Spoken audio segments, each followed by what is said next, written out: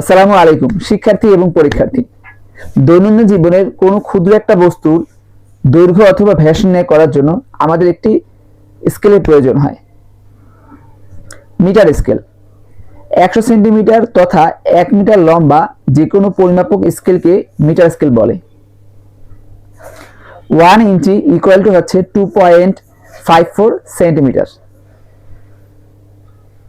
কোনো বস্তুর দৈর্ঘ্য 0.364 মিটার, এর অর্থ বস্তুটির দৈর্ঘ্য 36 সেন্টিমিটার এবং 4 মিলিমিটার।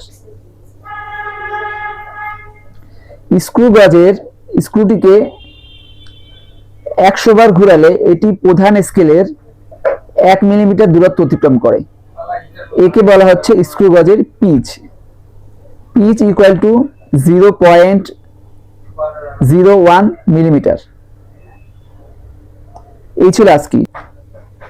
সম্পূর্ণ ভিডিওটি দেখার জন্য আমন্ত্রণ। অবশ্যই আপনারা এই ভিডিওর নিচে লিঙ্ক থেকে লং ভিডিওটি দেখে নিন। আসসালামু আলাইকুম।